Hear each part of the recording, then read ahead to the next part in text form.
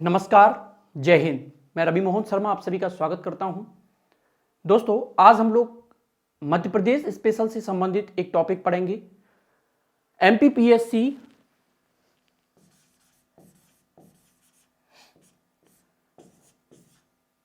Plus Vyapam, ये दोनों exams के लिए ये जो टॉपिक मैं आप लोगों को पढ़ाने जा रहा हूं वो बहुत ही महत्वपूर्ण है। कौन सा टॉपिक है? पशुगणना और कृषि। ठीक है ना। इससे संबंधित हम लोग जितने भी डेटा है उसको पढ़ लेते हैं और इसमें मैंने आप लोगों के लिए बहुत ही महत्वपूर्ण प्रश्नों का एक समावेश रखा हुआ है। आप लोग पढ़ें और जो भी प्रश्न आप लोगों को इंपॉर्टेंट लगते हैं उसको लिपिबद्ध करते हैं। ठीक है, चलिए सबसे पहले हम लोग पहले प्रश्न की ओर बढ़ते हैं। 20वीं पशुधन गणना 2019 में हुई थी। ये कब हुई थी? 2019 में। के अनुसार मध्य प्रदेश में पशुधन की संख्या कितनी आंकी गई है? देखिए भाई, पहला प्रश्न क्या पूछा जा रहा है? 20वीं पशुधन गणना, ठीक है ना, 2019 में हुई थी संपन्न। ये उसके अनुसार मध्य प्रदेश में पशुधन की संख्या कितनी आंकी गई है? पहला ऑप्शन है 3.63 करोड़, दूसरा है 4.23 करोड़, तीसरा है 5.35 करोड़ और चौथा है 4.06 करोड़। चलिए हम लोग बढ़ लेते हैं इसकी व्याख्या की ओर। फटाफट से देख लेते हैं इसकी व्याख्या। इसका उत्तर हो जाएगा डी ऑप्शन, यानी कि डी ऑप्शन में हम लोग देखेंगे 4.06 करोड़। अब देखिए इसकी व्याख्या की ओर चलते हैं तो थोड़ा सा देखते हैं। मत्स्य पालन, पशुपालन एवं डेयरी मंत्रालय, आप लोगों ने इनका नाम सुना होगा, मत्स्य पालन का, पशुपालन का और डेयरी मंत्रालय के पशुपालन एवं डेयरी विभाग ने 16 अक्टूबर 2019 को एक रिपोर्ट जारी की। वो रिपोर्ट क्या थी? पशुधन जनगणना 2019। ये रिपोर्ट थी, ये 20वीं पशुधन गणना रिपोर्ट थी।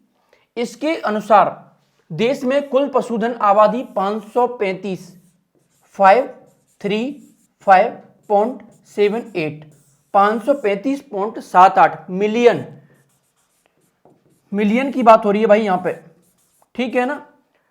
53 यानी कि 53 मिलियन का, यदि हम लोग करोड़ में थोड़ा सा वो करें तो 53.578 करोड़ है। क्या है इसके अनुसार? पशुधन आबादी कितनी है? 53.578 करोड़ है। कब की बात कर रहे हैं? 20वीं पशुधन गणना 2019 की।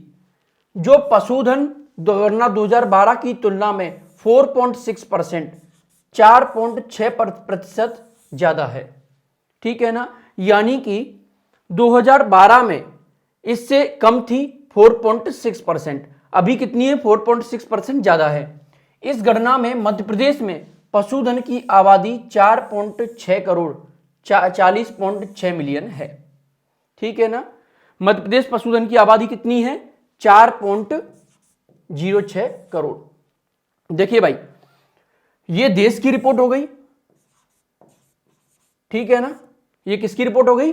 देश की। ये देश की रिपोर्ट हो गई। ये किसकी हो गई? ये हो गई मध्य प्रदेश की। अब यहां पर यदि हम लोग बात करें, देखिए 4.06 करोड़ तो हो गया क्या मध्य प्रदेश की पशुधन गणना, और 53.578 करोड़ हो गई देश की पशुधन गणना। ये दोनों का आंकड़ा है। ये 20वीं पशुधन गणना 2019 की रिपोर्ट के अनुसार आप लोगों को मैं बता रहा हूं, ठीक है ना। 16 अक्टूबर को प्रकाशित हुई थी, ध्यान रखिएगा। चलिए भाई बढ़ लेते हैं अगले प्रश्न की ओर। दूसरा प्रश्न है, आप लोगों के सामने स्क्रीन पर है, बहुत महत्वपूर्ण, परीक्षा की दृष्टि से बहुत ही महत्वपूर्ण है ये। 20वीं पशुधन गणना 2019 के अनुसार पशुधन आबादी के मामले में देश में मध्य प्रदेश का कौन सा स्थान है?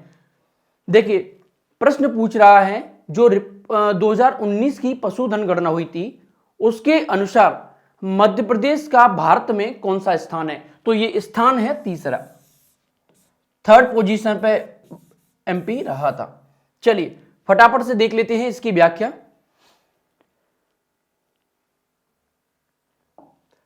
तीसरा आप लोगों को उत्तर में बता चुका हूं। 20वीं पशुधन गणना रिपोर्ट 2019 के अनुसार मध्य प्रदेश का पशुधन जनसंख्या मामलों में उत्तर प्रदेश और राजस्थान के बाद तीसरा स्थान है। देख सकते हैं आप, उत्तर प्रदेश की कितनी है 67.8 मिलियन, राजस्थान की कितनी है 56.8 मिलियन और मध्य प्रदेश की कितनी है, यह है 40.6 मिलियन। ठीक है ना, पशुधन जनसंख्या है ये। ठीक है, अब देख लेते हैं फोर्थ नंबर पर कौन है, पश्चिम बंगाल, वेस्ट बंगाल है, पांचवें नंबर पर बिहार है। यानी कि उत्तर प्रदेश राजस्थान के बाद में मध्य प्रदेश का तीसरा स्थान है। ठीक है ना, चलिए अब देख लेते हैं तीसरा पॉइंट, यानी कि तीसरा प्रश्न हम लोग स्क्रीन पर देख लेते हैं। मध्य प्रदेश में कृषि जोत का सर्वाधिक क्षेत्रफल किस जिले में है? कृषि जोत का सर्वाधिक क्षेत्रफल किस जिले में है पूछा जा रहा है। ये इसका उत्तर हरदा जिला होना चाहिए। हम लोग देख लेते हैं इसकी व्याख्या। चलिए, इसका उत्तर हो जाएगा हरदा, सही उत्तर है। मध्य प्रदेश में कृषि जोतों का औसत आकार 1.78 हेक्टेयर है। प्रदेश में सर्वाधिक कृषि जोतों के आकार के मामले में हरदा जिला प्रथम स्थान पर है। कौन सा जिला है? हरदा जिला।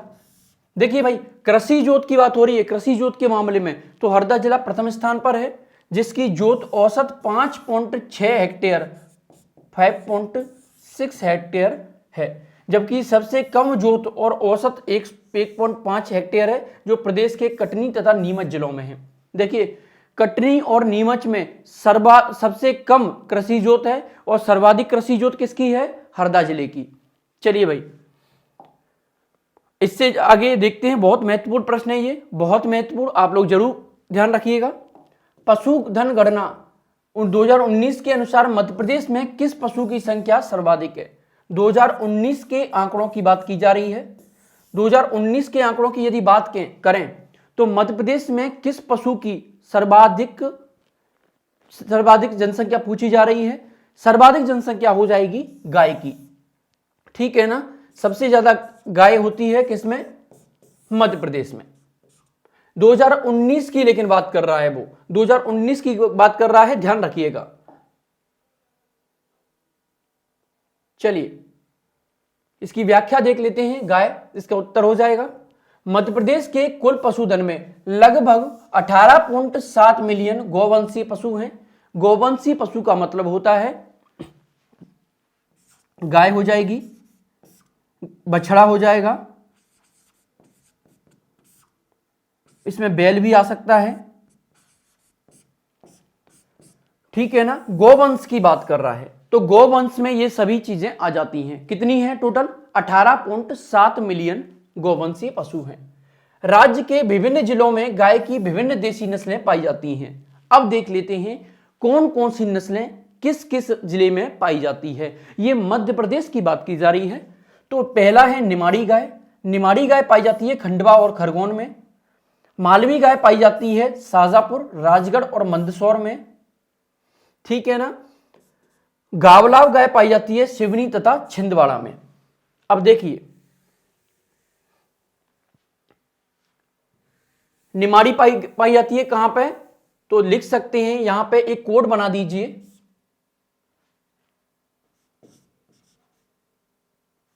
निमा और क्या क्या? ख, यानी कि खंडवा और खरगोन में निमाड़ी पाई जाती है। अब आते हैं मालवी। माल कहां पाया जाता है? ये पाया जाता है सारा म, ठीक है, या मरासा, कुछ भी लिख सकते हैं आप, अपने तरीके से कोड बना सकते हैं। मरासा। और ये किस में पाई जाती है? ये पाई जाती है मालवी में। तो माल से हो जाएगा मरासा, निमा से हो जाएगा ख, यानी खंडवा और खरगोन। यहां पे रायसेन, शाजापुर और मंदसौर, रायसेन नहीं है, यहां पे राजगढ़ है। चलिए, अब आ जाते हैं गावलाव गाय। ये पाई जाती है सिवनी तथा छिंदवाड़ा में। तो इसका क्या कर सकते हैं? शिवजी ने गांव में क्या कर दिया? छेद कर दिया। शिवजी ने गांव में क्या कर दिया? छेद कर दिया। इस कोड को ऐसे कर सकते हो आप, शिवजी ने गांव में छेद कर दिया। यदि पूछा जाता है शिवजी ने गांव में छेद कर दिया, यदि गावलाव की बात होती है, ये गाय की एक प्रजाति है गावलाव गाय, तो गांव की बात की जाती है। अब गांव आ चुका है इसमें गांव, इसको हमने गांव में कन्वर्ट कर दिया है। शिवजी ने गांव में छेद कर दिया। इस तरह से हमारा ये ट्रिक के माध्यम से हो सकता है। चलिए फटाफट से देख लेते हैं अगला प्रश्न। बहुत ही महत्वपूर्ण प्रश्न है अगला, हम लोग देखते हैं। मध्य प्रदेश में किस जिले में सर्वाधिक पशु घनत्व पाया जाता है? बात पूछ रहे हैं सर्वाधिक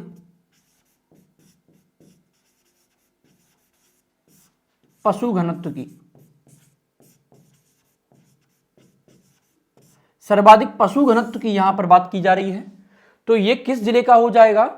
हम लोग देख लेते हैं। पहला ऑप्शन है छिंदवाड़ा, दूसरा है झाबुआ, तीसरा है खरगोन, चौथा है मंदसौर। सर्वाधिक पशु घनत्व की बात हो रही है, तो फटाफट से देख लेते हैं। ये हो जाएगा झाबुआ जिले का, ठीक है ना। झाबुआ जिले में सर्वाधिक पशु घनत्व पाया जाता है। ये कब की बात हो रही है? पशु गणना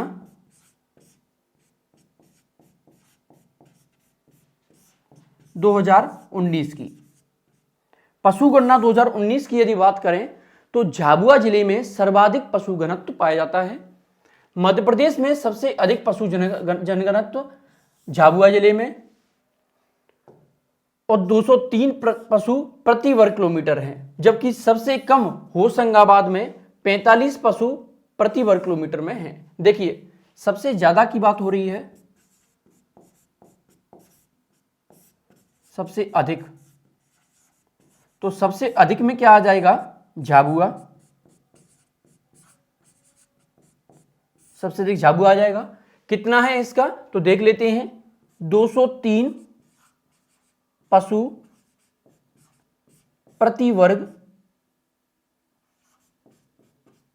किलोमीटर, ठीक है ना। सबसे अधिक में बात आ रही है तो किसका हो जाएगा? झाबुआ का। कितना है? 203 पशु प्रति वर्ग किलोमीटर। ये हो गया सबसे अधिक। अब देख लेते हैं सबसे कम, तो सबसे कम देखेंगे, कम, सबसे कम है किसका? सबसे कम है होशंगाबाद का।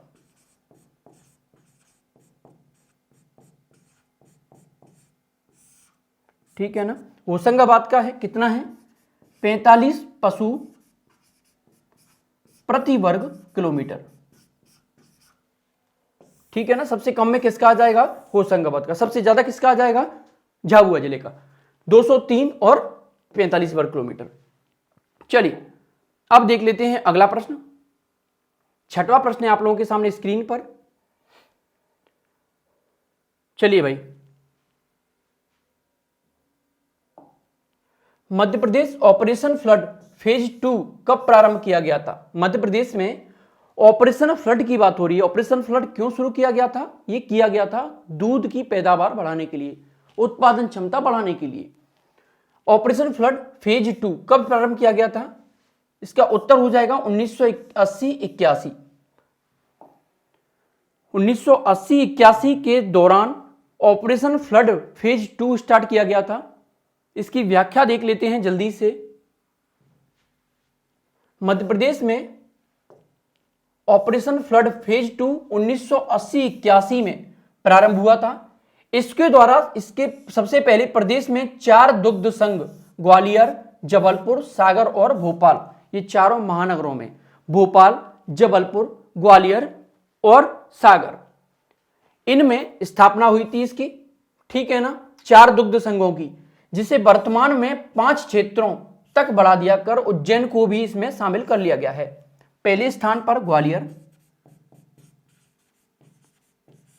दूसरे स्थान पर सागर, तीसरे स्थान पर भोपाल, चौथे स्थान पर जबलपुर। इन 4 जगहों पर सबसे पहले दुग्ध संघ की स्थापना की गई। 1980-81 की ये बात हो रही है, ठीक है। ऑपरेशन फ्लड फेज 2 यानी कि द्वितीय संस्करण बात की जाती है। दूसरा चरण स्टार्ट हुआ था इस समय की। ये 4 जगह दुग्ध संघ स्थापित किए गए। इन 4 जगहों में एक नाम और जोड़ दिया गया, वो था उज्जैन। अतः एक और क्षेत्र बढ़ा करके, एक और नाम जोड़ करके उज्जैन को भी इस दायरे में शामिल कर लिया गया था। वर्तमान में मध्य प्रदेश में अमूल पद्धति पर डेयरी विकास के लिए ऑपरेशन फ्लड 3 परियोजना चलाई जा रही है। वर्तमान में कौन सी चल रही है? ऑपरेशन फ्लड फेज 3, ठीक है ना। यानी कि अगर प्रश्न पूछा जाता है कि ऑपरेशन फ्लड फेज 2 की शुरुआत कब हुई, तो आपको उत्तर क्या टिक करना है? उत्तर टिक करना है 1980-81। यदि 4 ऑप्शन देता है प्रश्न में, क्या पूछा जाता है कि ऑपरेशन फ्लड 2 के दौरान इन 4 जगहों में से कौन सा स्थान है जहां पर ऑपरेशन फ्लड के दौरान दुग्ध संघ की स्थापना नहीं की गई, प्रश्न पूछा जा रहा है। ग्वालियर, जबलपुर, सागर, इसकी जगह यदि नाम दे देता है इंदौर, तो आप लोगों को ये टिक गलत करना है। भोपाल इसका सही उत्तर हो जाएगा। देखिए, सागर, भोपाल और जबलपुर, और चौथा कौन सा हो जाएगा? ग्वालियर, ठीक है। 5वां कौन सा हो जाएगा? उज्जैन। चलिए हम लोग बढ़ लेते हैं अगले प्रश्न की ओर, फटाफट से देखते हैं। आचार्य विद्यासागर गौ संवर्धन योजना कब शुरू की गई थी? देखिए, बहुत महत्वपूर्ण प्रश्न है, आप लोग इस प्रश्न को लिपिबद्ध कर लीजिएगा। प्रश्न पूछा जा रहा है, आचार्य विद्यासागर गौ संवर्धन योजना कब शुरू की गई थी? तो इसका उत्तर हो जाएगा मित्रों 2018 में। 2018 में यह योजना शुरू की गई थी। इस योजना की शुरुआत 2018 में दुग्ध उत्पादन में वृद्धि, हितग्राहियों की आर्थिक स्थिति में सुधार आदि उद्देश्यों को पूरा करने के लिए की गई थी। इस योजना के तहत 10 लाख का ऋण लिया जा सकता है। कितना? अधिकतम 10 लाख तक का ऋण लिया जा सकता है, ठीक है ना। देख लेते हैं फटाफट से अगला प्रश्न। 8वां प्रश्न आप लोगों के सामने स्क्रीन पर है, बहुत महत्वपूर्ण प्रश्न। आर्थिक सर्वेक्षण इकोनॉमिकल सर्वे 2018-19 के अनुसार सर्वाधिक कमी किसके उत्पादन में हुई है? सबसे ज्यादा कमी किस उत्पादन में हुई है? 2018-19 की बात की जा रही है। तो 2018-19 में ध्यान दीजिएगा, दलहन के क्षेत्र में अग्रणी रहा है मध्य प्रदेश, लेकिन तिलहन के क्षेत्र में ये यहां पे पिछड़ गया। तो सबसे ज्यादा कमी रही है तिलहन की। आर्थिक सर्वेक्षण 2019-20 के 18-19 के अनुसार विगत के 2 सालों में मध्य प्रदेश में दलहनों को छोड़कर सभी अनाज और दलहन का रकबा घटा है। देखिए, यह बात हो रही है दलहन की। मैंने कहा था ना, दलहन, मध्य प्रदेश दलहन राज्य रहा इस ड्यूरेशन में। तो आप लोगों को दलहन उत्तर सही करना है कि दलहन में क्या हुआ है, दलहन की पैदावार ज्यादा हुई है और तिलहन का जो उत्पादन क्षमता है वो कम हुई है। यानी कि तिलहन का उत्पादन 15% तक घट गया था, ठीक है ना। चलिए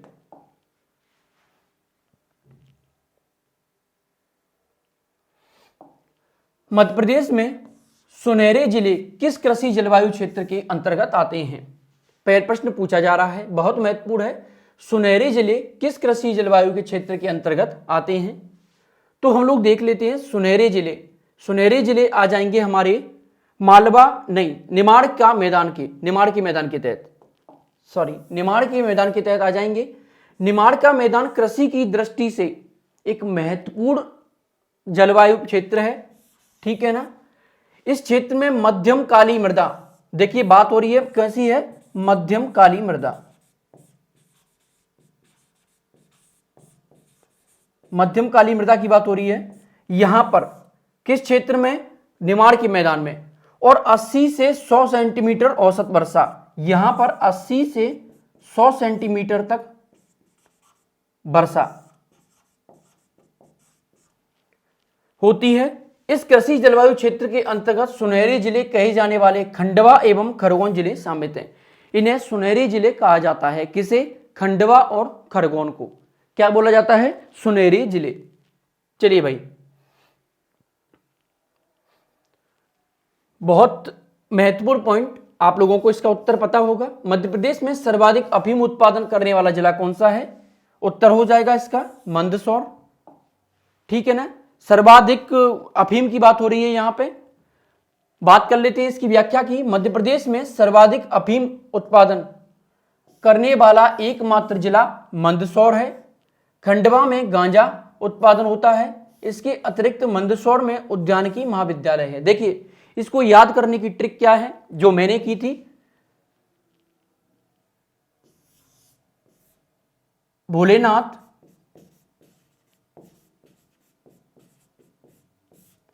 अफीम का उपयोग करते हैं, अफीम खाते हैं, भोलेनाथ अफीम खाते हैं और उसके बाद मंद मंद मुस्कुराते हैं।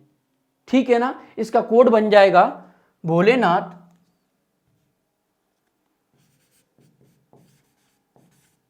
अफीम खाते हैं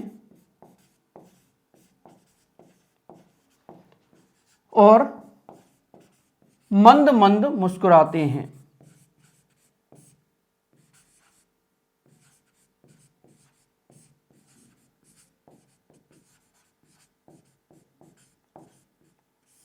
देखिए भाई, अफीम हो जाएगा वहां पर मंदसौर। ठीक है ना, अफीम खाते हैं भोलेनाथ और मंद मंद मुस्कुराते हैं। अब दूसरा क्या आता है कि खंडवा में गांजा उत्पादन होता है। ठीक है ना, गांजा पीकर, देखिए यहीं पे बोल रहा हूं मैं ट्रिक का। भोलेनाथ अफीम खाते हैं और अफीम खा के क्या करते हैं? मंद मंद मुस्कुराते हैं। फिर वहीं भोलेनाथ क्या करते हैं? गांजा पीकर और खंड खंड का कर देते हैं। ठीक है ना, गांजा पीकर क्या कर देते हैं? खंड खंड का कर देते हैं। भाई देख लीजिए, बहुत अच्छी ट्रिक है, इसे अन्यथा ना लें। मैंने आपको ट्रिक समझाई है, इसे याद कर सकते हैं। कई बार ये हम लोगों के दिमाग में ये थोड़ा सा हट जाता है कि भाई अफीम में हम लोग कई बार ऐसा होता है कि टिक कर देते हैं खंडवा और यहां पर क्या कर देते हैं? गांजा में मंदसौर। तो ध्यान रखना है, अफीम खाकर क्या करते हैं? मंद मंद मुस्कुराते हैं भोलेनाथ, और गांजा पीकर क्या करते हैं? खंड खंड का कर देते हैं। यानी कि खंडवा हो जाएगा गांजा में और अफीम हो जाएगा मंदसौर में। अब देख लेते हैं, मंदसौर में उद्यानिकी महाविद्यालय भी स्थित है। ठीक है ना, कहां पर है? मंदसौर में।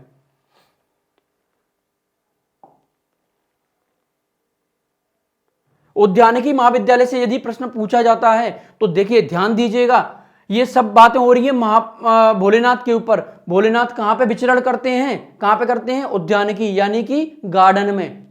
ठीक है ना, ऐसे याद कर लीजिएगा इसको भी।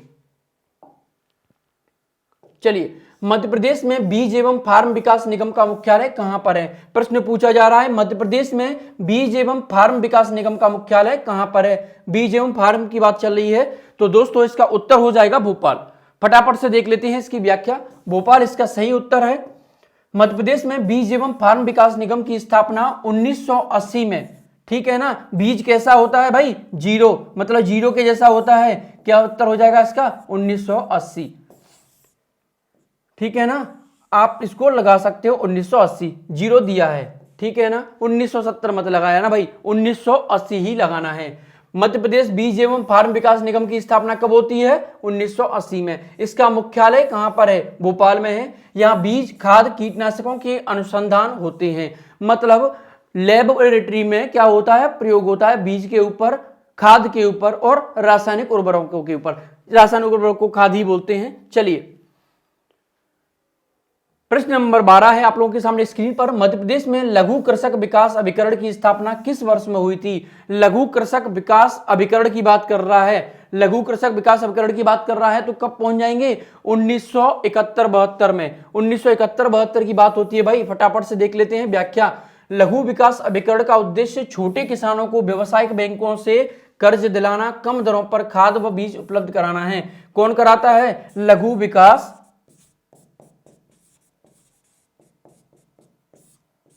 अभिकरण।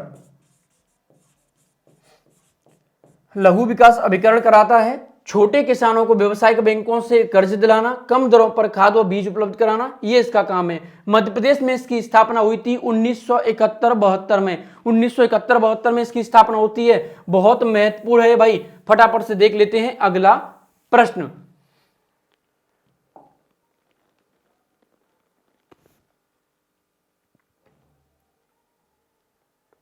किसानों की समस्याओं से संबंधित देश का पहला किसान कॉल सेंटर, जहां पर किसानों से सीधा बात की जाती है कि खेती कितनी की जा रही है और कितना खेती को लेकर के आपके में क्या खेती के आप उपाय करते हैं, खेती में कौन कौन से उन्नत बीजों का प्रयोग करते हैं, किस उन्नत खाद का प्रयोग करते हैं, ठीक है ना। तो प्रश्न पूछा जा रहा है किसानों की समस्याओं से संबंधित देश का पहला किसान कॉल सेंटर प्रदेश के किस स्थान पर खोला गया था।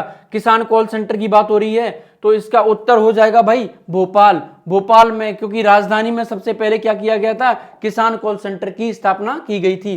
किसानों की कृषि से संबंधित समस्याओं के तत्काल समाधान के लिए और उन्हें विभागीय योजना एवं संबंधित विभागों से संबंधित जानकारी उपलब्ध कराने के लिए प्रदेश की राजधानी भोपाल में देश का पहला किसान कॉल सेंटर स्थापित किया गया है। देश का पहला किसान कॉल सेंटर कहां पर स्थापित किया गया है, भोपाल में, मध्य प्रदेश की राजधानी में। कब किया गया था, तो भाई इसका उत्तर तो नहीं पता। चलिए अब देख लेते हैं हम लोग अगला प्रश्न, फटाफट से देखते हैं।